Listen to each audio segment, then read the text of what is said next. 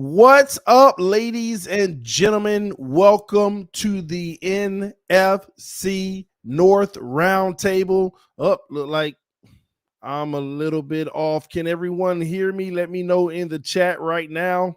Can you hear me? Sorry, guys. I'm having a little bit of a delay here. Oh no, that's just the Vikings blowing every opportunity they get to get into the playoffs. Listen, ladies and gentlemen, I'm sorry to start the show this way, but I got a little personal gripe that I want to talk about. I've been supporting the Minnesota Vikings all season, hoping that they could do something special, and they've let me down because I actually had a wing challenge that they would win the division, and it's officially over. It's been over, but it's time for me to let y'all know. And you know what I'm going to do? I'm probably going to do the wing challenge live here on the NFC North Roundtable next week. So y'all wish me good luck and hope that I can make it through this because I'm not the one for spicy foods, man. Let's go ahead and get into this week's matchups and roundtable action, ladies and gentlemen. NFC North, first and foremost, we're going to start with my man Nick representing the Chicago Bears, number one seed, baby. Number one draft. You're teasing me. You're teasing next season, TD. Number one overall draft pick. I am pumped about it. I mean, hey, we don't own it, and the Bears are 5-2 in the last 7, so all things are pointing up in the right direction for Chicago. Can't complain about it. Hey, there's still playoff hope. No, let me stop. Hey, there was entering week 17. That's all I got to say. Oh my gosh! But you know what? I will say this, Nick. You know what, Nick? Let me say this. Your team with Justin Fields, I will say, you got your guy of the future. Okay. What I've seen lately from him has been everything short of phenomenal. I think he's done a good job selling himself as the team's future. And at the end of the day, I'm really interested to see what you all do with that number one pick, man. And what's your record right now? What are you ending up? We're 7-9, but if you think about it, we were once 2-7. So it's been a big flip in the second half. It's been a great time so far.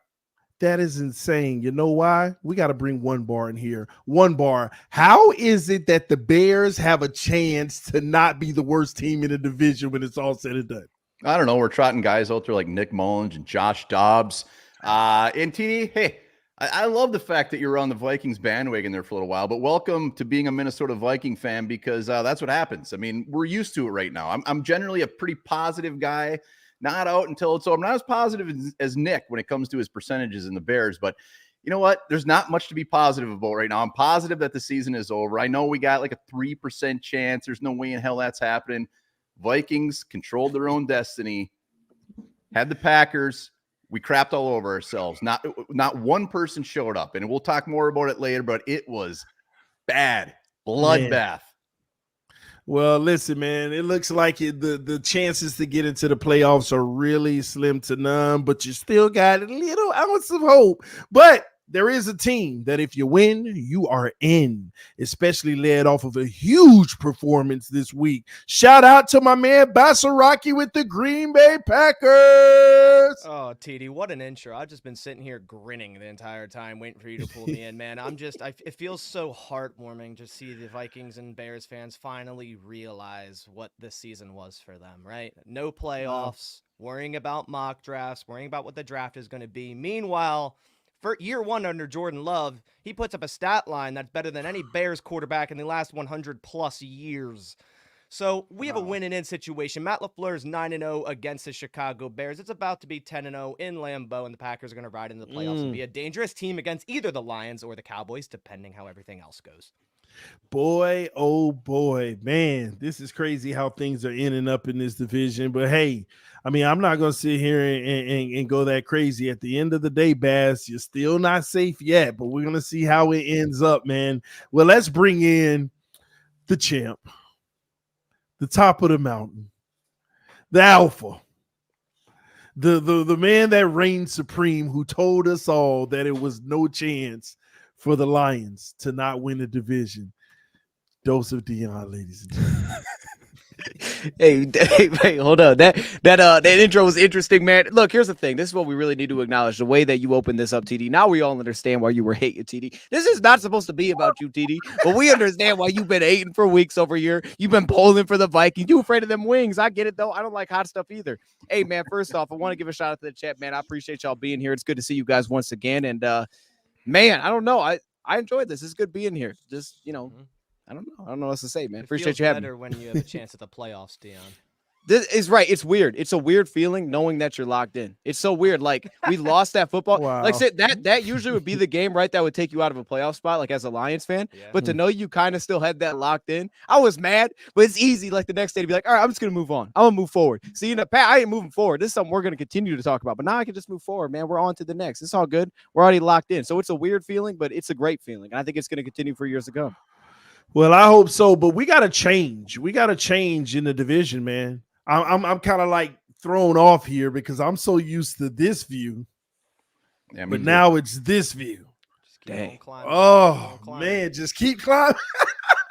Hey, listen, Baz. Do you like? Let's be honest. If y'all make the playoffs, you think you got a shot versus the Lions?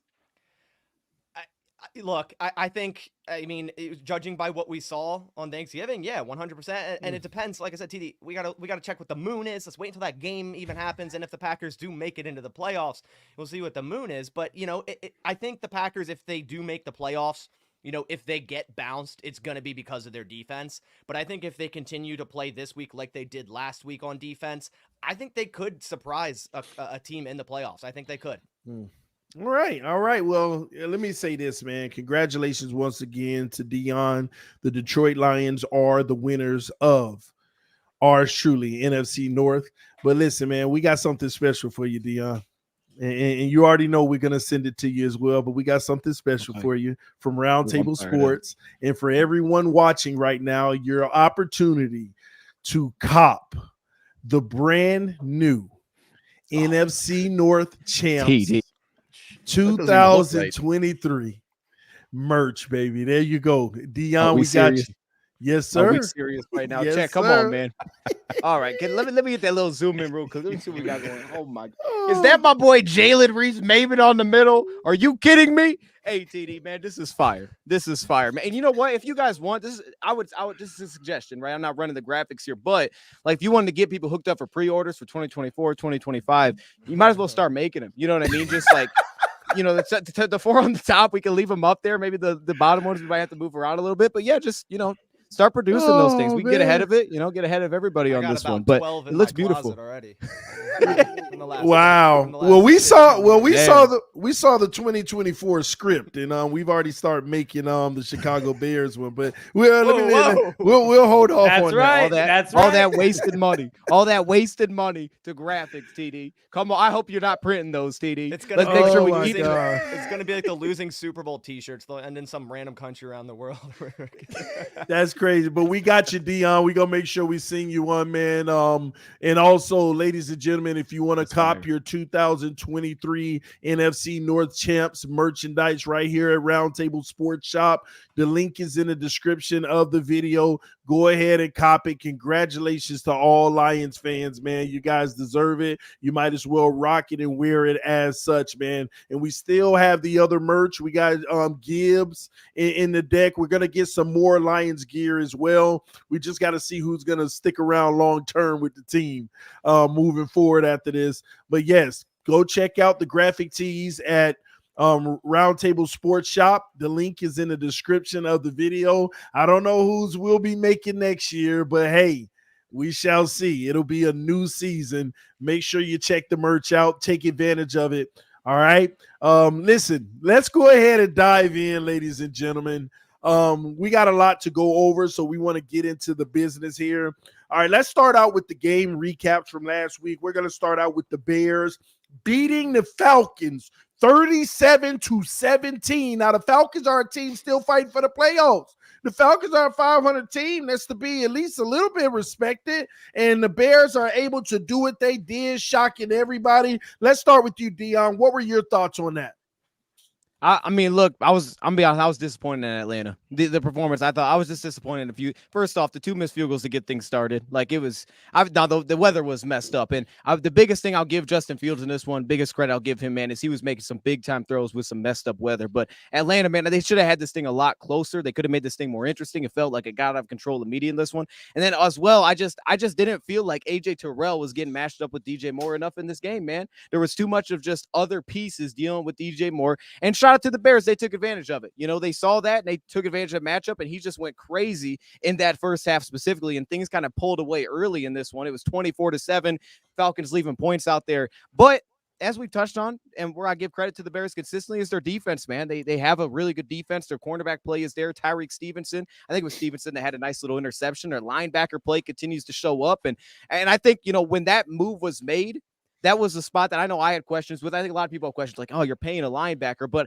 I do believe, and it's kind of a theory, I could be wrong, but I think for the next few years, the linebacker position, the tight end position, man, the value is going to skyrocket on those spots. And I think for the Bears, what they're looking at is they have one of the better pieces there in the NFL right now, and it's helping them a ton. So this was a good win for them. And like you said at the beginning, TD, I think this means a lot for Justin Fields. And if maybe if he can handle business, not Green Bay out of their chances to make the playoffs, even though I think they can make it with a loss, but essentially knock them out in a place in Green Bay where that just does not happen for the Bears, I think that keeps him as a quarterback next season.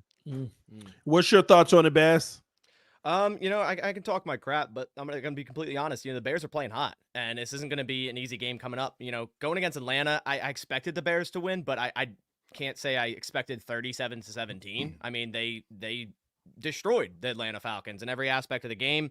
They're 4 of their last 5. I think Nick said they're 5-2 in the last 7 as well. So, you know, their pass defense intercepted the Falcons 4 separate times. Their pass defense is playing hot. Jalen Johnson, I think he missed practice today, but he's been playing very good. Their rushing attack, you know, Herbert rushed for 124, 6.9 average. Fields ran for another 45. So, and DJ Moore and Justin Fields have been a great duo together. Like, I feel like every time Fields is playing, it's like DJ Moore's getting like $150 or more. So, they did what they were supposed to do. I'm excited for this game this week. I think it's going to be a big one, obviously, and I think it's going to be a lot closer than people are making it out to be. Man, one bar, talk to us. Nah, man, I've been on the Bears for quite some time. I was giving Nick a lot of crap early in the season, and I got to hand it to him, man. This Bears squad is legit. I mean, just echoing what Dion and Baz said. I mean, Justin Fields, I can't tell if I've been watching such crappy quarterback play from the Vikings for so long that Justin Fields just looks that good or he's actually playing that good. But this dude is playing out of his mind. Those first down runs, I mean, we all know he can make plays with his legs, but those dimes, DJ Moore, that first touchdown pass in that weather was absolutely insane. Like, he is throwing some beautiful passes, and it's crazy. Like, I think if the Bears would have snuck into the playoffs, they could have been a little bit of a headache for some of these other teams. I mean, when you have that run game with Herbert, when you got that defense playing out of their ass, I mean, that would have been a scary matchup. I think this Packers game is going to be damn fun to watch, and they wiped the floor with the Falcons. They didn't even have Cole Kmet. So I mean, that's a big deal. The Bears, they're going to be a team to reckon with, whether I want to like it or not in the coming years. I mean, add these draft picks up. Damn, Nick, you got something, buddy. Man, Nick, let's hear from you. Before you do, man, I'll say this, man. If Justin Fields never got hurt, would the division be yours? I mean, I can't live on the past, unfortunately, but because it just stinks because there were so many chances for the Bears this year. But at the end of the day, you know, the Bears are where they are, but they were once 2-7. They were once 1-5, and now they're almost finishing the season potentially 8-9. Like Baz was saying, we're going to talk about it a little bit, but I'm really looking forward to this upcoming Sunday. But it was a great game. I was a little worried walking in, you know, no Cole Kmet, you know, a banged up Jalen Johnson, you know, a couple other banged up players, no Yannick Ngakoue, you know, his season's over. And this team dominated. I mean, the Falcons are the number 9 defense in the NFL. They're top 5 in pass coverage. And Justin Fields had a total of 319 yards on the game. You know, the guys were kind of saying he really only had DJ Moore to throw to because Darnell Mooney was also out. So, I mean, the team was cooking hot. I mean, the defense also had 4 interceptions on the day against, you know, a respected Atlanta offense, not a top 10 by any means, but, you know, they are in the top 15. And they made hell for everybody. And the weather, you know, that's Chicago Bear weather, but they're athletes at the end of the day. They play in this, they train for this kind of situation. And the Bears came out and did a great job. You know, the 4 interceptions, 2 by rookie Tyreek Stevenson, who has 4 in the year, and then he won NFC Defensive Player of the Week. Everything's looking good right now, and I know the whole joke is, the Bears are already looking at the playoffs, but we are their draft pick. But I wasn't looking at my draft pick nearly as much till this past week, and after the Atlanta game, we were still well in that playoff hunt. And the Packers kind of spoiled that, unfortunately, and a few other teams, but at the end of the day, I was super happy with the outcome. Defense played out of their minds, 3 sacks on, again. And that's 3 of the last 4 games with 3+ interceptions. I mean, I'm ecstatic about it, and I'm already excited for next season. Wow. Listen, man, the Bears definitely have a bright future. I think everyone in the division can concur with that. Let's move forward to the Detroit Lions, ladies and gentlemen. They were able to take a controversial loss to the Dallas Cowboys 20-19. Nick, what were your thoughts on that game and how it ended? Well, the officiating crew, I don't know, man. That was a big questionable call. It was potential playoff matchup. There was definitely a good atmosphere there, but I think they were robbed. That I can't believe that. And then they have that officiating crew on another crucial game this upcoming Sunday, which I think is insane. But they stole that from the Detroit Lions, and I felt bad for Dion. I mean, Dion messaged me and was like, "Oh man, like I really hope that the Bears end up pulling this thing off."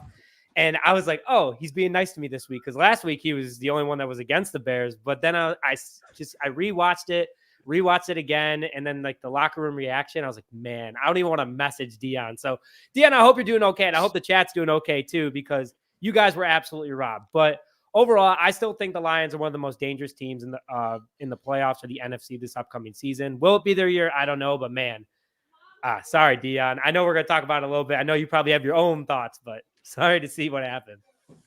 One bar, your take? Yeah, I mean, nobody gives a crap what happened during the game. It was all about the ending. I mean, it was a good game, back and forth, all that jazz. But, I mean, I don't even care if it's the Packers. You never want to see a game end like this. Your worst enemy. You do not want to see an NFL game end like that. It was brutal. I felt, just like Nick said, I felt for Dion. I felt for just any Lions fan, because that was absolutely painful. And you know what? I hope they meet again in the playoffs. I'm sure the Lions want to see Dallas again in the playoffs. But here's my thing with the game is like, and Dion, I can't wait to hear your thoughts on this. Dan Campbell, we know he's insane. He's going to do some crazy things. He goes for 2 points. He's aggressive. I like it. You get the penalty, whatever. They back it back 7-yard line. They do it again, which I thought was absolutely crazy. Another penalty, and they go again. I mean, kick the damn extra point. Maybe I'm just too conservative, but as a Lions fan, that third time, I'm just like, kick the extra point. Kick the extra point, tie it up. This is not going to happen. And thankfully, now the Vikings get a real pissed off Lions team this Sunday. So that'll be great. Oh man, Bass, your take on that matchup? One bar, I completely agree with you. Like, after the one penalty that obviously shouldn't have happened, I think obviously going to overshadow what was a great game. I think, going forward on your 7 again, I mean, it's Dan Campbell. I don't think any of us are surprised that it happened, but I would probably be furious as a Lions fan. Like, come on, we just got to kick that, get into overtime. I feel like Dallas versus Detroit, there's always just like bad referee games. I feel like I can count so many in the past. Like, there's so many of them. But, in terms of the game itself, outside of that call, Jared Goff's still kind of having some turnover issues. I think he had 2 interceptions. And I think if the Lions do end up losing in the playoffs, it's going to be at the hands, or small hands, should I say, of Jared Goff. But yeah, that call at the end, no one wants to see that. Like, even if you're an NFC North, rival, like, you don't want to see that at the end. I thought it was a tremendous call, throwing to Taylor Decker there. It worked perfectly, as it should have, and the refs just messed it up there. But after the penalty, definitely should have kicked the PAT and gotten into overtime. Well, Dion, let's hear it from you, man, since you were the victim, or was it fair? I don't know. You tell us. Well, I mean, look, man, I'm going to be honest, and I try to avoid it all week, but, everybody was telling me, man, it's going to come down to the refs. I'm like, no, it's not. I had too much confidence in the NFL. I think that was the issue. But, like I said, I'm trying not to, focus on that, because I do think the Lions played. I think it was good. I walk away from that game feeling good as a Lions fan, feeling very confident about the way that we handled business on the road, that we gave ourselves that chance. And really, to go down to score at the end against that defense, I wouldn't have bet on that. After the interception, I wouldn't have bet on that. And here they go. They score at the end of the game. And it gave me a lot of confidence about the team. But here's the biggest issue I have, and I will say this about the officials, and it's not even just this game in particular, but I think every NFL fan, Vikings, Bears, Packers, everybody can understand what I'm saying here, is that the officiating has been awful this season, and I know there's always going to be questionable calls, but the issue I have is when there's inconsistencies. And I brought up 2 specific examples. Here's the specific examples. First thing is the delay of game issues. This has been an issue for a long time. I don't know why they don't fix it. It feels like it's an easy fix because it's very understandable. All right. For some reason, we have to look and see it hit 0, then look down and throw the flag. So there's always a random delay for some reason. That's an issue. I don't know why they haven't fixed that. It came up against us against Baltimore last season, yet they're okay with leaving that there so that there can be inconsistency for some reason. So it's issues like that. That's one of the specific ones. And I can point to more other issues in this game outside of the ineligible thing. I don't really know what to say about that one. It kind of just is what it is. But it's more about everything else that you kind of see that you'll get, like, for example, when Dallas tried to run up the clock, they had called for delay of game. Well, they do that. We did the same thing this year. One time, we don't get called for delay of game. Second time we do, we get called for a delay of game against Chicago. And I'm like, wait a minute, they let us do this last time. So, like, those kind of things are what drive me nuts. But overall, man, I did walk away feeling good as a Lions fan. I'm just very glad we've already wrapped the division, and it didn't matter to the point of not getting in the playoffs. But it does hurt because we get that win. I think we're going to walk away with the number 1 seed here. So overall, though, I do feel good about where the Lions are at. I feel really confident after this one, especially because I thought the defense was going to be the key. And they showed up. Like, the defense really showed up in this game. They actually gave us a chance, and that's why I walked away feeling good. But, I mean, it's no surprise. It's Dallas, but I hope we get to run it back. I know I'm playing with fire there, but I would love to run it back. So Dion, real quick, what was, because the NFL actually responded and said that it was a fair call. Can you run us through exactly what they said? And ladies and gentlemen, hit that like button if you're here, subscribe to the channel if you're new. All right. If you want to send a super chat, ask these guys a question, congratulate the Lions, whatever it may be, the super chats are below. But talk to us, Dion. What did they say? Because I don't get it. They're telling y'all wrong, that it was a good call. Yeah, from my understanding, they kind of have used it as the initial referee that came out with it basically said that Taylor Decker did not report. Instead, Dan Skipper reported as eligible. And Dan Campbell came out and explained it as we had Dan Skipper over there, who a lot of times we use as our jumbo package. He's our 6th offensive lineman. So a lot of times he's reporting eligible for us. So we bring over Dan Skipper. We also have Penei Sewell over there. And so was Taylor Decker. And apparently that official is trying to say that Taylor Decker didn't report as eligible. Instead, it was Dan Skipper that did. So Taylor Decker wasn't eligible. Then they started talking about the illegal formation, that kind of thing. It's not an illegal formation. Taylor Decker, if he was eligible on the play, if the referee would have believed, I guess, that Taylor Decker tried to report as eligible, the way that they were aligned, he was on the ball on the left side of the line of scrimmage. The receiver was off the ball. You have to have at least one player on each side of the ball. So the Lions played it as if they felt that he was eligible. And then the NFL came out today, and obviously they gave us a memo of how to report eligible, which is it's absolutely embarrassing, to be honest with you. I mean, it really is. It's terrible that they put that out there. I mean, I guess they got sick of giving us the apology notes after all these years, but it's bad. It's a bad look. I mean, the initial report we get is these guys won't be doing it in the playoffs. Then all of a sudden they come back like, hold up, now they're going to get a primetime game, and let's tell you while you're doing it wrong. Let's put it on the players here. So it's disgusting, especially after Dan Campbell told us coming into the game that this is something that he aligned and he laid out. It is what it is, though. Like I said, I don't really know what to say about it because it's not something that you can control really or look back on. It is what it is. But I will address this. If you want me to, about what one bar said about going for 2, and so did Bass. You want me to talk about that, TD? Yeah, sure. Yeah, so for me on this one, I'm with you guys. Originally, while I was watching it live, I was saying to myself, take the extra point. I felt we were the better team. We were able to run the ball on this team, as specifically in the second half. So let's just take the extra point, play another quarter. We're better than, let's go beat this team. However, when I look back on it, I also don't question what Dan Campbell did. And I think I have to look at it from a bigger scope than just that play in particular. I have to look at it from where Dan Campbell has brought the Lions and where we've seen a lot of these head coaches go into organizations that have been bad for years and kind of bring them back to life. A lot of them have also brought the same aggressive mentality, right? Where they're just way more aggressive than we remember them being. And I think a lot of that is being able to get that buy-in. And we see it from the ownership, right? When they got off to a rocky start in the second year, they didn't fire anybody like they had in the past. They kept them around. So you get the buy-in from the ownership, the assistant coaches, the players, whether that's players that are now here from the previous regime that only know losing. There is no hesitation within Dan. So when he told them we're going to go get this thing and you get backed up, you're still going to get this thing. And I think when you do that, when you don't have question marks, not only does it help everybody else on the team because no one's thinking about doing it wrong. Everybody believes like, okay, this is what he told us. Let's just go do it. We know that we have to play to do it. But at the same time, I think even if you just boil it down to a guy like Jared Goff, he's also been the most clutch statistically he's ever been in his career here. And I think that's also a product of it, because Jared Goff doesn't have to question, should I take this shot? It's like, no, just go make the play. Meanwhile, if you flipped it around, you could argue the opposite was true when he was in LA, where maybe he was thinking a lot when a guy's in his headset before the snap telling him what to get to. You have to put that confidence and trust in your players, I think, to get to where you want to be. The NFL is too fast. There's too many moving pieces. So I don't have an issue from a whole look at it that Dan Campbell just wanted him to go end the thing. I agree, and I'm gonna be honest. I'm a fan of the call. I love the aggressiveness. Have the full confidence in your team. It don't work out, you live with it, and just know that he believes in his offense. Well, ladies and gentlemen, we just want you to know that this stream is being brought to you by BetUS. All right, receive a 125% bonus. The link is in the description of the video. Obviously, we've been doing for weeks game props of who's going to win the division. Well, the Lions have won. If you took advantage of that bet, you made yourself some money.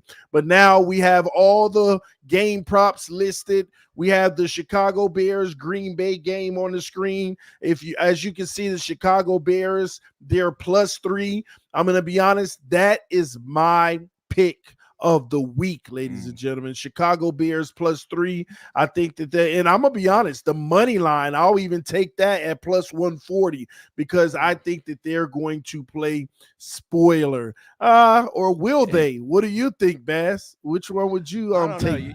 You opened the show about how you were riding on the Vikings all year and how you were wrong on that. I don't know if people should take your advice here. That's why I gave you the floor to rebut it. You know, I'm not always right, people, but hey, you let us know which one you would take by sending us a screenshot of your bet ticket with BetUS. Let us know if you would take the Bears in that one, or would you take the Packers to cover? It'll be very interesting. We also got the Minnesota Vikings and Detroit Lions. That one's also interesting. You got the even on Detroit, the spread. But Minnesota is, if I'm not mistaken, is it 120? Yeah. So let me ask you, Dion, knowing what's at stake, how would you bet this one? My biggest thing is, if this was the first time around, I probably would have taken the Vikings. I mean, I guess that's easy to say in hindsight, because I think Nick Mullins makes his team different. But after what we came off of, I don't think Dan Campbell's holding back. I'd take the Lions easily +3 here. I think they can run away with this one. So you're going to go with the -3. You're going to win by more than 3 points. Oh, yeah. I'm sorry, I said that wrong. Yeah. I'd take the Lions -3.5. All right. Well, let's hear a word from our sponsor, BetUS. BetUS, America's favorite sports book, where you can bet on everything anytime. Sportsbook, casino, horse racing, live betting, and more. We have the best bonuses in the industry. That's right. Get a 125% sign-up bonus. And to celebrate our 30-year anniversary, we are giving up to 30 risk-free bets, a truck, Super Bowl tickets, and more. Don't miss out. Play smart. Join now. BetUS, where the game begins. BetUS, ladies and gentlemen, where the game begins. So that's where you get in. So the link is in the description of the video listed below. Click on it. Go ahead and sign up. And supporting our sponsors is supporting the channel. Let's get on to a divisional matchup that just went down this weekend. Oh my gosh, I did not see this coming. Man, the Green Bay Packers defeat the Minnesota Vikings 33-10. Huge. Nick, talk to me. What did you see in this one? So you guys know me and my playoff chances, and walking into that game, all I needed was a tie. That's all I needed to stay alive entering this week. And I was pounding the table, and you're very right that I put $10 on the tie, because why not? I was trying to speak it into existence.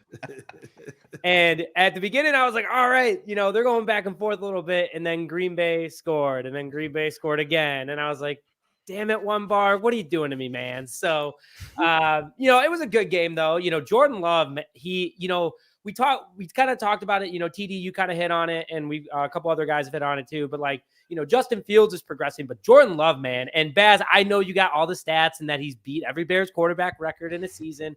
Totally understand that, and I respect it. It's not hard to do, by the way. But yeah, Jordan Love's been playing really well, and he's kind of got this whole fadeaway throw kind of going right now.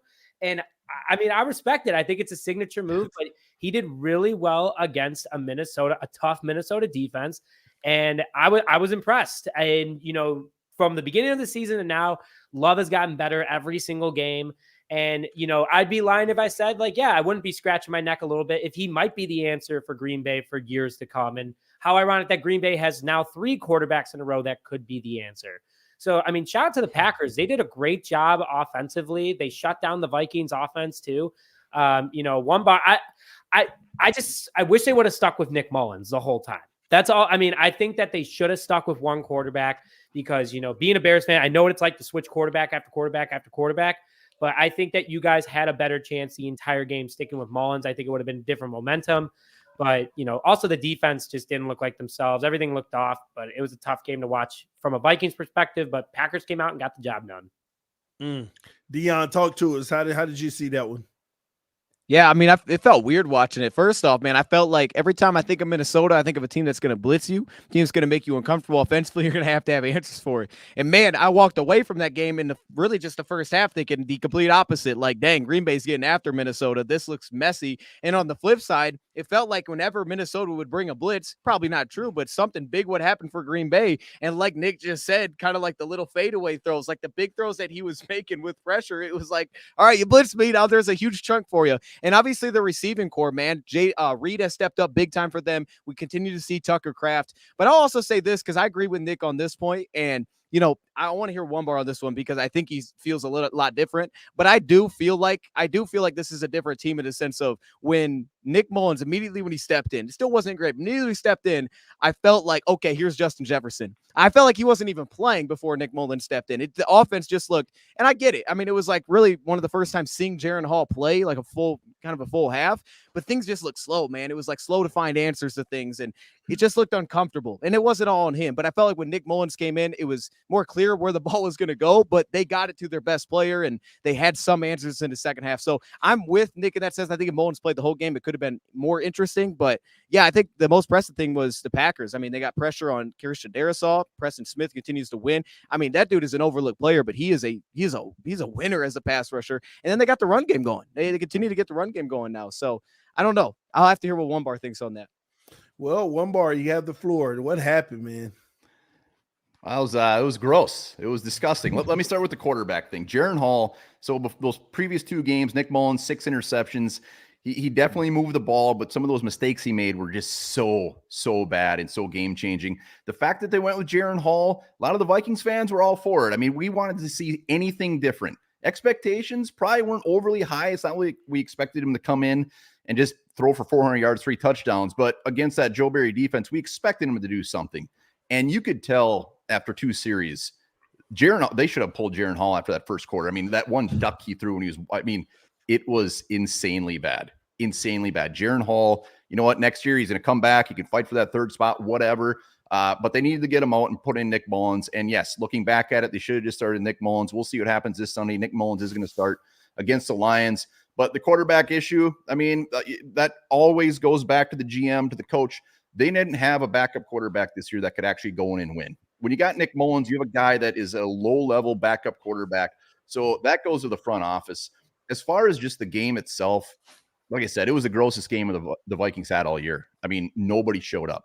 It's so weird in such a very important game where the Vikings hold all the cards. They control their destiny.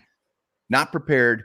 Nobody's motivated. Nobody seemed like they wanted to be there. Offense, defense, everybody. It was just very odd to see a game with that much value. And that comes back to the head coach for me. That comes back to the coaches not preparing these guys to be ready. Justin Jefferson, where the hell was he? Run game, nothing. Time of possession, disgusting. I mean, going against a Joe Barry defense that, has been absolutely horrible this year, and to get 10 points and our only touchdown was because of a turnover by the special teams, that blows my mind. I don't care if it's Jaron Hall. I don't care if it's I don't care who it is. You should be able to do something against this defense. And it was, like I said, I'm usually a positive guy when it comes to the Vikings. It was embarrassing. It was tough to watch. And I think this goes back to the coaching staff itself. We have some very good players, and they just didn't do jack crap to do anything. The only thing is we beat the Packers earlier, which now means absolutely nothing. So It's painful. You got to wait till next year to beat the Packers again. Boy, oh boy. Well, Bass, you're the man on the mountain in this one. Talk to us. What happened, man? Yeah, this is an awesome game. Where do I start? I mean, I keep trying to tell you guys that Jordan Love, man. I mean, he keeps impressing me, and you guys ask me every week, what's the status on Jordan Love? How's he looking? It's like, man, he's the same as it was after that Lions and Chiefs game. He's the best quarterback in the North. He is right now. Statistically, he's top 10 in the league. The last 7 weeks, he owns either the first or second in every single category. 16 touchdowns, 1 interception in the last 7 weeks. You cannot deny that. And he played exceptional again against a Vikings defense that 3 weeks ago we were crowning as one of the best in the league because of all the pressure they bring. And, they obviously held the Raiders to 0 points way back when. But Jordan Love and the Packers offense made it look easy. They put up 33 points 2 weeks in a row against this Vikings defense. Jordan Love, 3 touchdowns, didn't get sacked, quarterback rating of 125.3. The running game was going 2 weeks in a row of Aaron Jones, 120 plus rushing yards. I mean, there's no coincidence that every time Aaron Jones gets 120, the Packers have scored 33 points or plus 30 points week 1 also against Chicago. He's guys stepping up in absence of receivers like Tay Wicks. We have Bo Melton, who after the game, the Vikings website called him an unnamed wide receiver or a no-name wide receiver, but he just put 105 against your defense. Bo Melton, a 7th-round draft choice 2 years ago out of Rutgers, put up 105 against that defense and a touchdown. Jaden Reed put up 89 and 2 touchdowns in 1 half.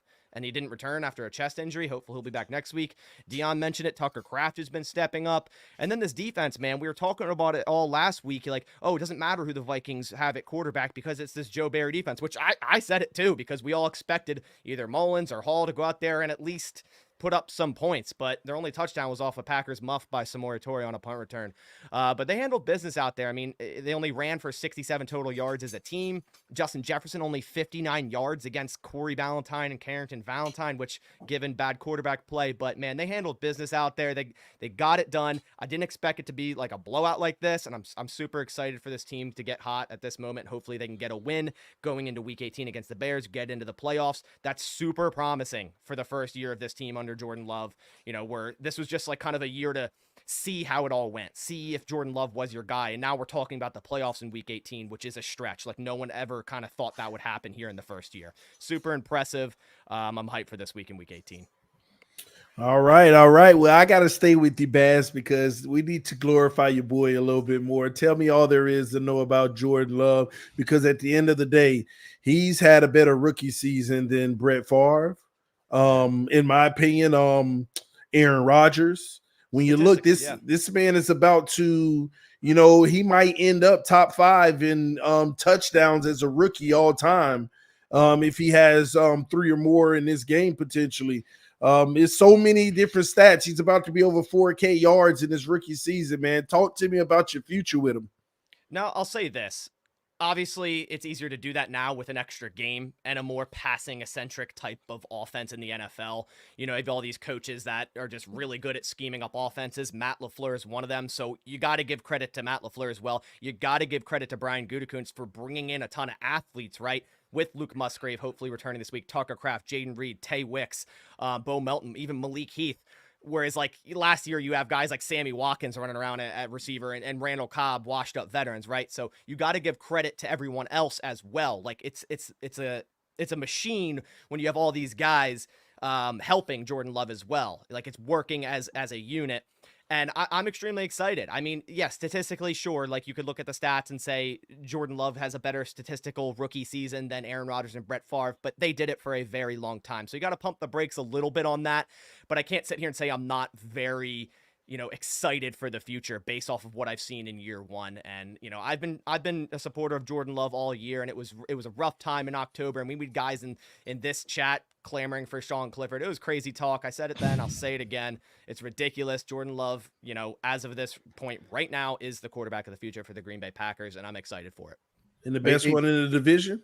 Yes, didn't I say that first episode? Did I say that first episode? Hey, Dion, why are you laughing about it? How many Can we interceptions pretend? Can we just pretend? How many interceptions and fumbles Golf got, huh? Wait, Wait. Time out, time Can out. we pretend that Jordan Love isn't a rookie though? I mean, Well, it's been in the when league we like say 5 years, rookie, Hey, we're talking about yeah. his first it's a real big audition difference. on the Rookie field. No, it's not. to 'cause first you're- year It's starting. not. Well, that's how the Packers do it, and you're comparing it to Aaron Rodgers in 2008, which wasn't a rookie season. No, He didn't- it's he didn't fair. play in 05. It's fair. He's just not a rookie. All right, his first season. His It makes first it real sound season. way better to call It's him his a first rookie. starting It does. season. Yeah, his It first does, true And season. and Love and I didn't give Baz the love that I should have. No pun. He did. He played his balls off and he played very, very good. So I got to give you some love there. And Bo Melton, man, F that guy. Bo Melton just ripped us a new one. That's pathetic. But I gotta hear from Dion. He laughing at you, Baz. He's laughing at your quarterback being the best in the division. What's up with that, Dion? Well, first off, he got me going at the beginning there with the Sean Clifford stuff. So I'll be honest, it kind of pulled me into stuff there. But no, look, hey, I'll say this. I'm not even like there's nothing against Jordan Love. Jordan Love is playing really well. He's got a really big challenge this weekend against Chicago because I do believe the Chicago defense is one of the best in football. So we're gonna see a lot here. But there you go. But I mean, look, it is what like I said, I don't really have an argument. He's been playing good football. Now, I mean, it's a sample size that you have to kind of pull into to see where that is, and that's understandable because he's a young quarterback. He's just now playing. So I think we were talking about this earlier. It was kind of the similar thing when Goff got his first year here, the way that I looked at it. Like when you looked at the sample size, when he started to finally get a couple of pieces, we finally got a tackle, finally got him a receiver off free agency.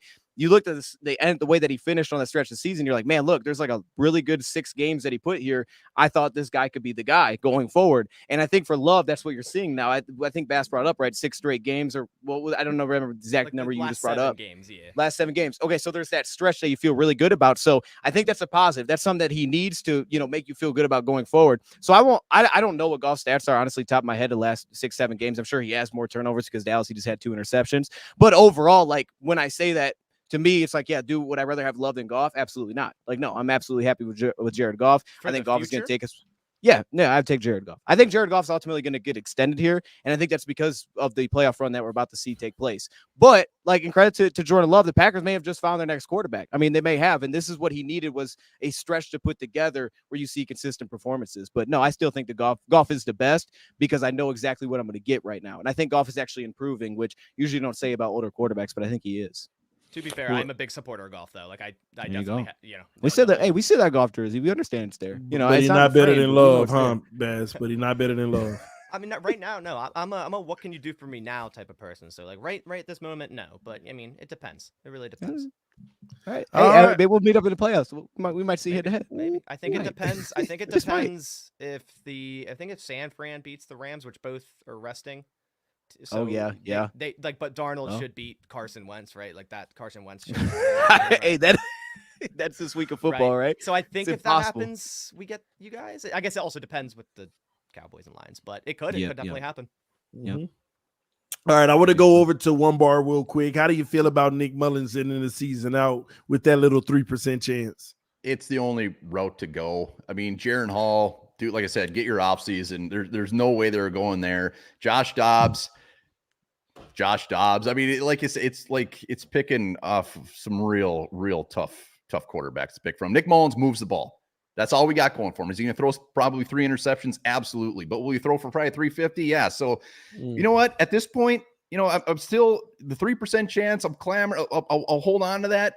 But the main thing is make Justin Jefferson happy this final game. Throw him the damn ball, stretch the field, and Nick Mullins is the one who brings that. So it was our only hope, only choice. So you don't have any confidence in making the playoffs, even though you got a chance. Well, I mean, we got to have half the league lose, and then we have to beat the Lions. So I'll never say never. I'll never say never. But man, it would be earth shaking. So have you dusted off your mock drafts already? Nope, I'm not going there yet. Not going there yet. Not till the end. But you're damn right I will come Sunday evening. Oh, man. Well, speaking of the Lions, since you got that juggernaut matchup, Dion, man, 2 running backs about to hit 1K. Can they do it? Oh, yeah. I mean, this is and I think this was a question that we asked earlier, but man, when you're seeing the way that Gibbs is coming along, this is the best running back duo we have in the NFC North right now. And look, the Packers are not too bad either. Like I see AJ Dillon, I see Aaron Jones, and Khalil Herbert's a dog too. I don't know what the Vikings are doing, but the Lions right now, man, they got two of the best in the league. So this is something that regardless of what we finish up with this year, we're going to look back because it's going to be a problem. The yards per carry is what should stand out to you when you look at Gibbs stats. It's going to be a problem for years to come behind this offensive line. I mean, just real quick, and I love me some Jamal Williams, so this is no hate to Jamal, but every time I watch the Saints, I'm like, yo, Jamal just cannot get going over there. It was different here, man. It's different here. It's going to be a problem. So might be the organization, but hey, talking about that, Bass, how good does it feel knowing that Jair is returning? Good after what I saw today. He had his interview, and I'm sure you guys watched the clip of him talking about after the coin toss in that Panthers game. He's laughing and joking about it. It's completely changed. Like, he seems like he learned his lesson, and he's fully ready to come back into this team and play football, right? A lot of people were wondering, like, is Jair going to be traded in the offseason? And he flat out said today in his interview, yes, he will be a part of the Green Bay Packers, and he wants to be in the future. So I don't think there's any worry there, and I think that's going to be massive for this week. Although we handled business against Jefferson with Valentine, you know, Fields to Moore connection is much more consistent, right, than a Nick Mullins or, a Jaron Hall to Justin Jefferson. So I think it's going to be massive to have Jair back this week, and I think we're going to see a good game from him. All right. Well, interesting. And Bass, how confident are you? I'm pretty confident. Yeah, I'm pretty confident. I know it was a very similar situation last year, right? Like, win and you're in. Another NFC North team that's eliminated, and we should go out there and easily win, right? So I know it's a very similar situation, but, you know, generally the Packers just do much better against the Bears than they have against the Lions recently. And with the way they're playing right now, with the way Jordan Love is playing right now, and hey, you know, if they can somewhat replicate last week's defense, even half of it, I think they can win this one. But it's not going to be an easy one. It's not going to be a walk in the park. The Bears are playing excellent football. I can't say I'm sitting here not a tiny bit worried about it, but I am confident. All right. Well, Nick, you got your answers now as far as the draft.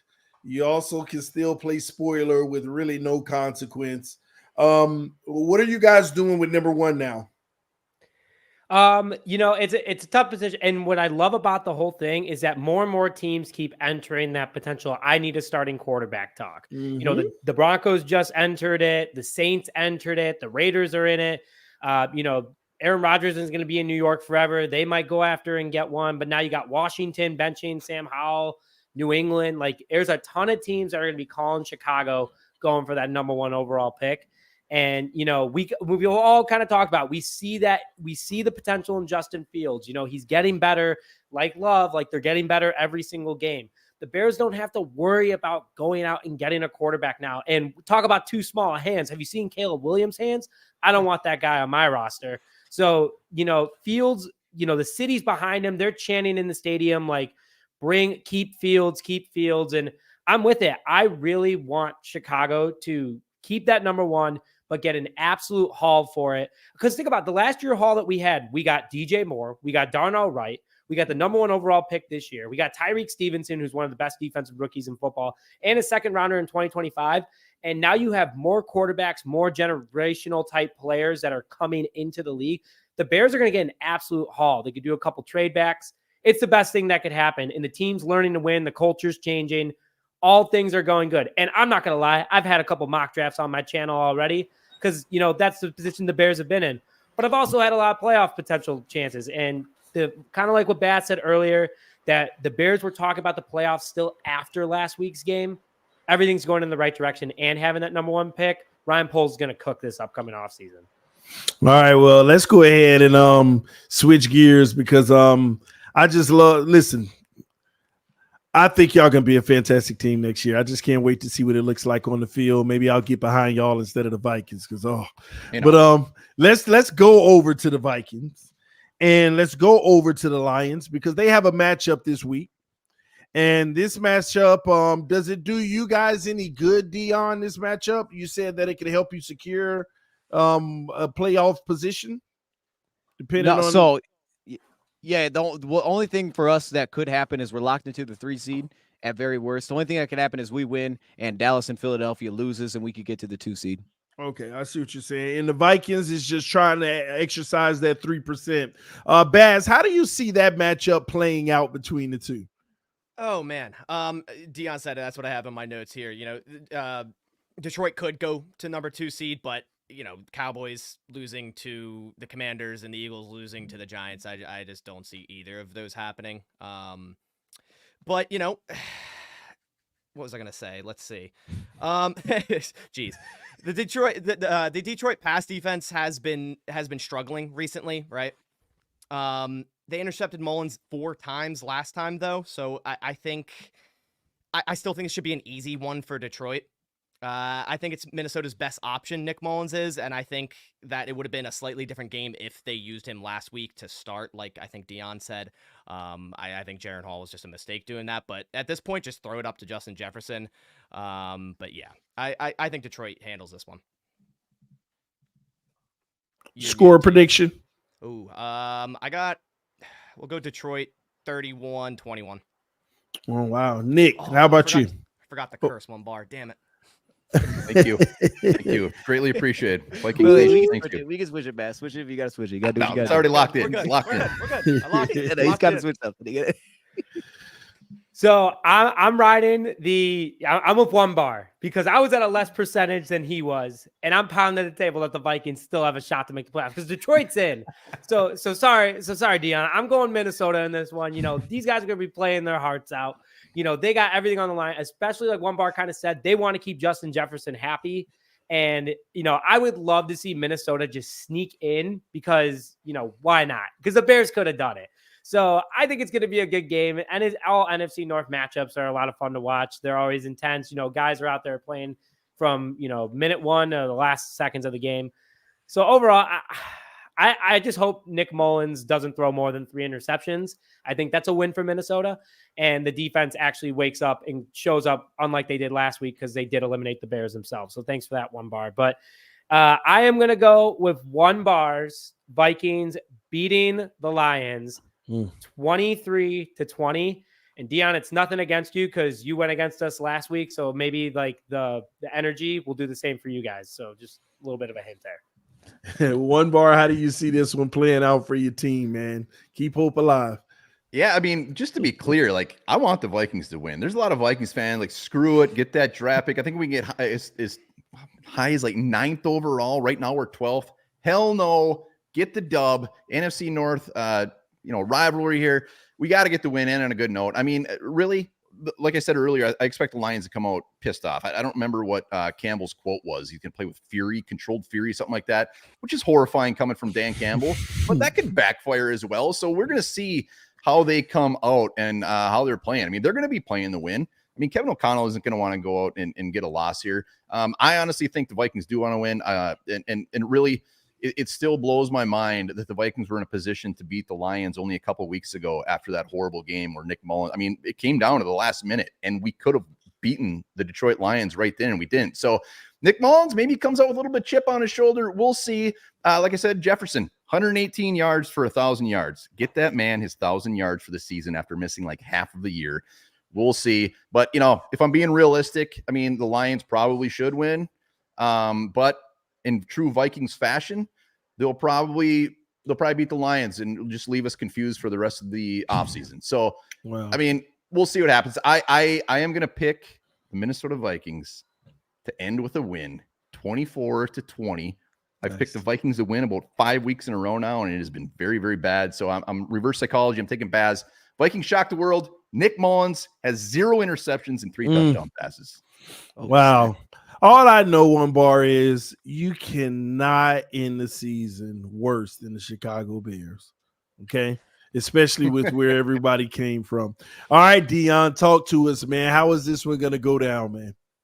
I think Jordy might be right in the chat. We might go for it on every single 4th down, every single 2-point conversions. I mean, fake punt. We might start the game off with an onside 1 bar. I mean, I'd be letting them know, hey, hold up, just be ready because it's coming. Like that would be a Dan Campbell thing to do here, right? The Sean Payton treat. Let's just do a quick little onside. That'll get some of that controlled fury out. Look, here's the thing that I'm most excited for in this one. It's the fact that it seems like CD Deuce or CJ Gardner-Johnson and also a Lee McNeil are going to be back for this game. In some fashion, those dudes are going to come back. And that first name that I'm bringing up is a problem because when we talk about those Nick Mullins interceptions, this is a guy that also takes away the football. So for me, it's about trying to figure out how they're going to utilize that piece with Iffy and then also what they have, of course, in Kirby Joseph. But I know that's a guy that takes the football away. And that was kind of like the thing last time we played this team. And I'm sure the Lions are going to look for more of that. And I think, honestly, we may have 5 turnovers forced in this game. I just think we're going to turn over the ball a lot. And I think that's what the Lions, their strength is right now defensively outside of running football, outside of stopping the run. But here's the problem, and I thought this was a problem last time we faced you. Obviously, Justin Jefferson's a problem. Some of that is like, okay, maybe we, handle a double team a little bit better, but also Justin Jefferson just doesn't drop the football for some reason. So there's that too.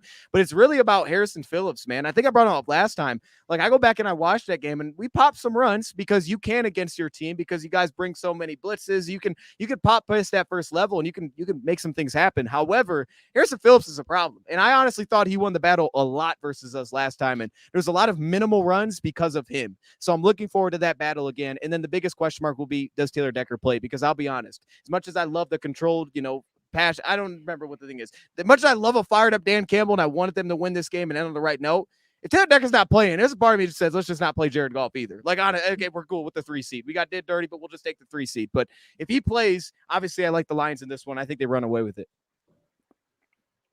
Man, Lions run away. Shout out to the chat. We have a super chat. The first one of the night says 7-10, baby.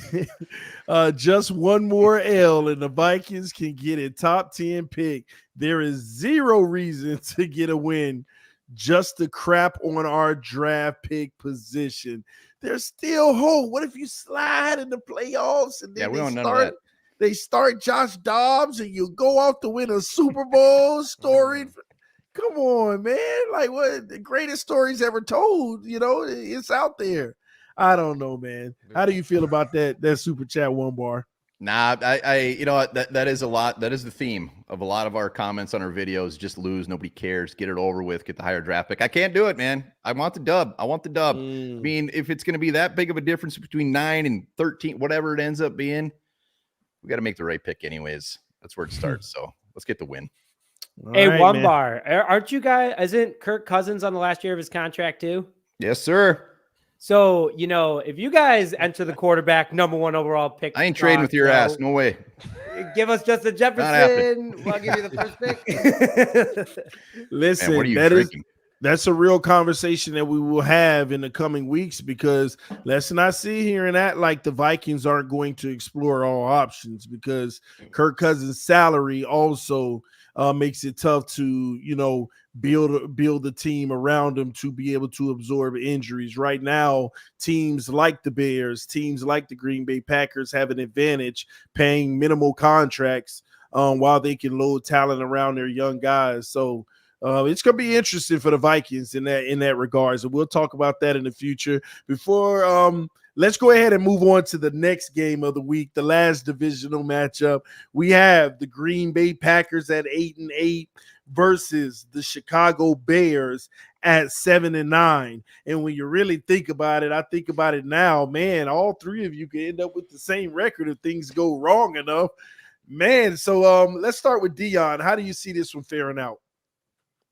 I'll be honest, and Nick, I'm sorry about this one, man. I gotta say, I made this pick and I felt bad. No, I did, because look, Nick always explains how he feels bad when he picks against your team. So I made this pick not even thinking like that, and I'm like, dang. I right before we got on the show, I'm like, man, I'm gonna feel bad saying this to Nick, man. But here's the thing: this was one of the trickier games I think to pick this week, because the Bears are playing the right way right now, the right way to end a season. It's very promising. And on top of that, do I believe they can go in the cold weather and win a football game? Yes, they're absolutely built for that. They do that on their own anyway. So it makes sense that they can make this thing really interesting. Plus, again, it's that defense and the way that defense is performing. And also, I feel like the options that they have for Justin Fields are showing some creativity offensively to get DJ more open. And I don't know how the Packers are going to match up with him. I guess if Alexander's playing, then maybe that gives them a little something.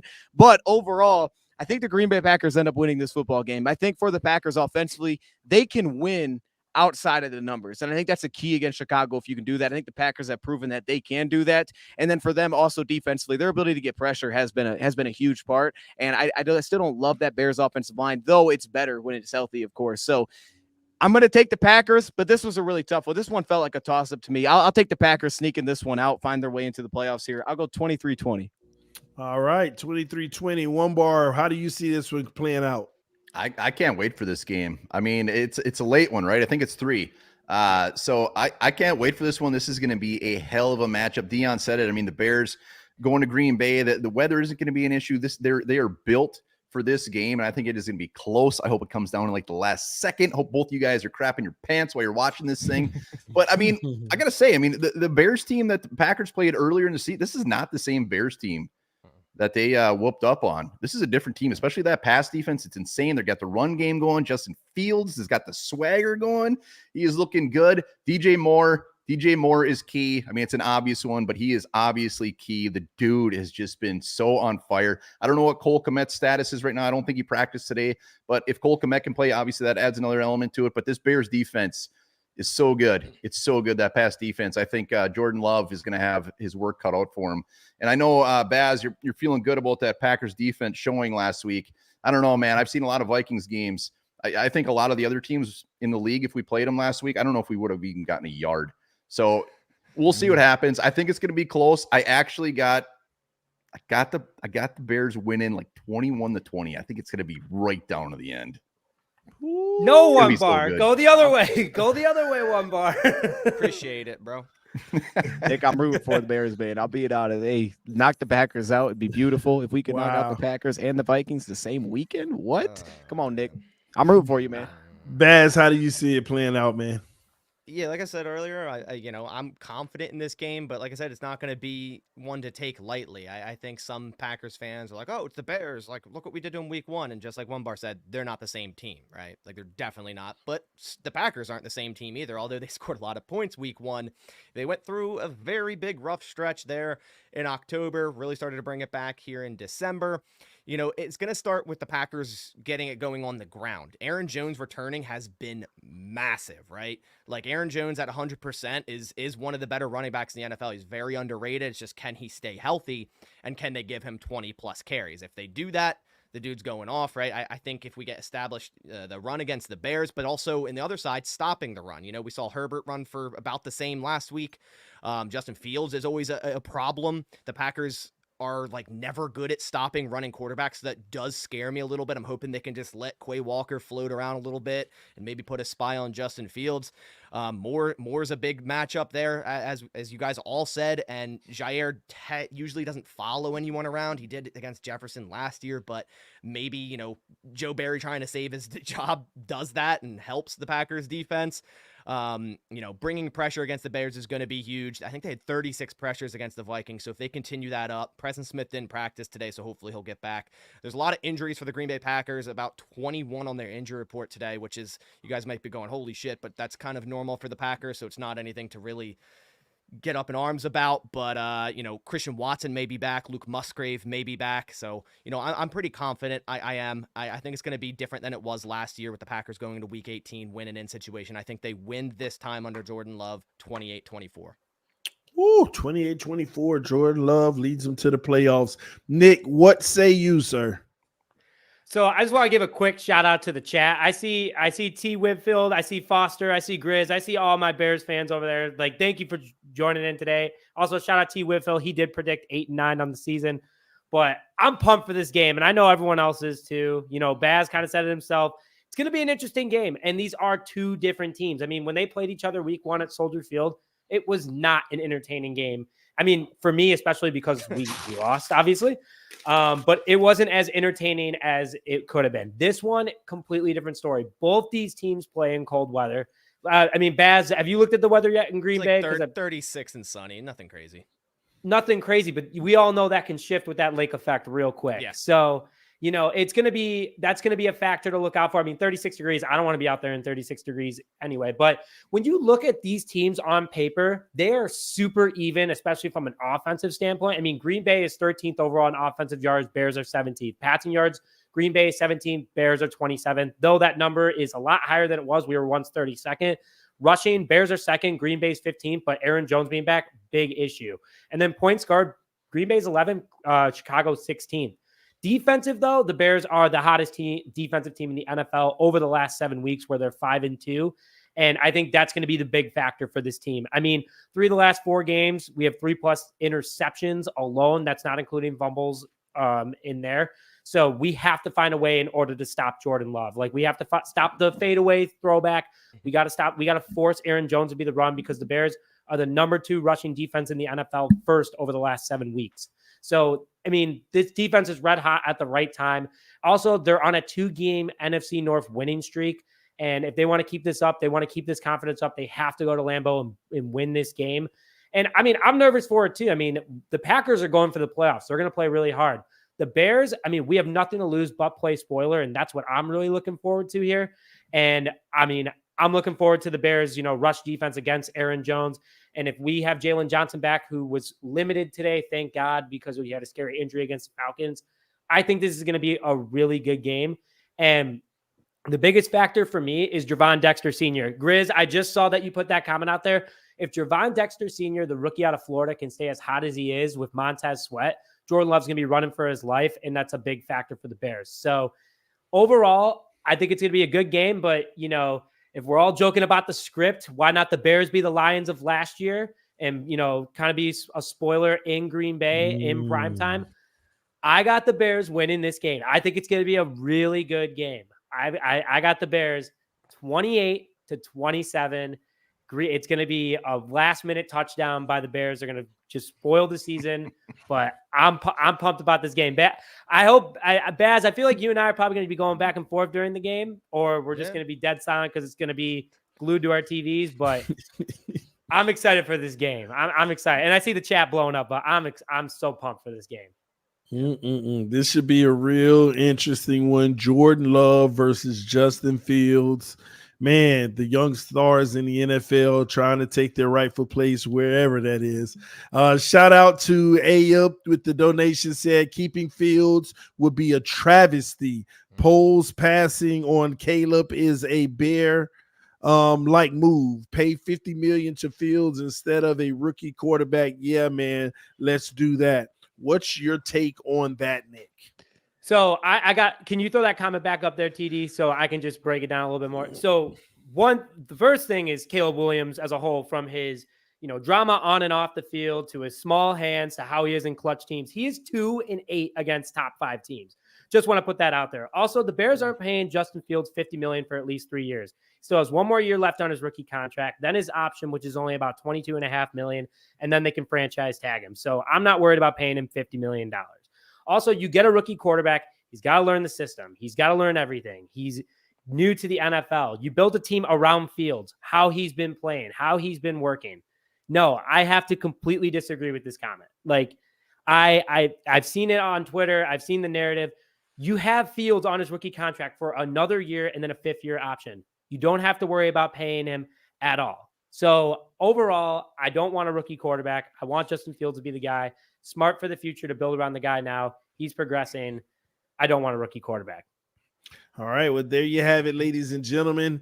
This has been another episode of the NFC North Roundtable. Before we get out of here, we got 375 people watching. Salute to you all. Hit that like button if you're new to the channel. Subscribe, because these guys are less than 200 subscribers away from 3,000 subs, and y'all don't realize how fast that has happened. All right. I think all of these creators know when they first started their channels, how long did it take to get to 3,000? And just to see in this short amount of time, moving this fast is phenomenal. It's amazing because they're putting in great work here to bring the division together to talk their talk. But hit that like button. Let's hear from each and every one of these gentlemen before the last game of the season. We're going to start with Nick. Final thoughts for today.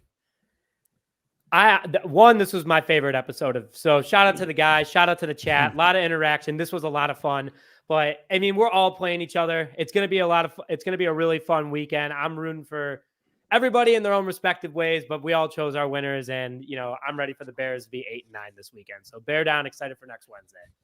One bar. Well, Nick, I'm glad you thought this was a fun episode. This was probably my least fun episode. It was a great episode, but I have to sit here and just take punches all game or the whole damn time, which I deserve.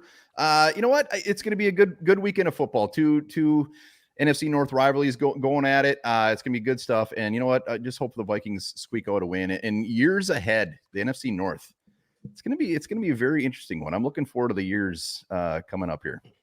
Wow. Bass, talk to us. Nick, it was a very fun episode, so I appreciate you saying that. But shout out to everyone in the chat. Hey, guys, if you guys haven't subscribed yet, what are you waiting for? Go down there, click subscribe, right? We're almost at 3K.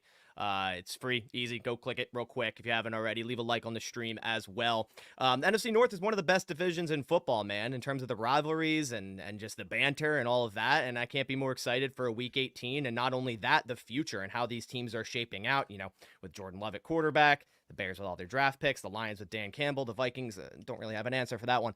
But I'm excited. I'm excited for the future, and I appreciate you guys coming on here with me. Oh, man. Shots fired every chance it gets. All right, man. Enjoy it while you can, man. The division champs, who we give the utmost respect to. And don't forget, check out those 2023 division champ shirts at Roundtable Sports Shop. The link is in the description. Take it away, Dion. Yeah, one bar's had a rough one, so let's get him sent one of those too if we can, TD.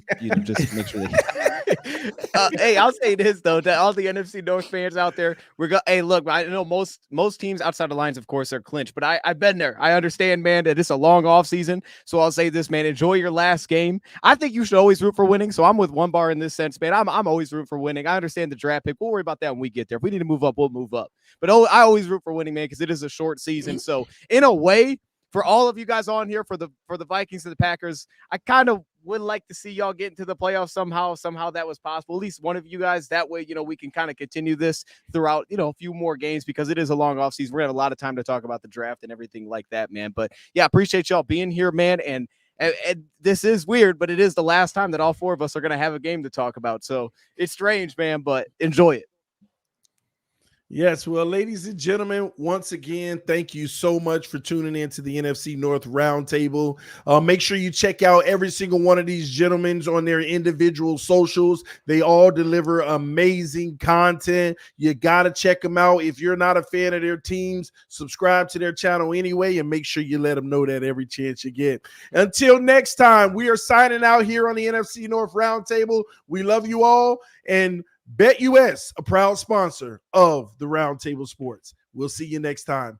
Peace. We are out.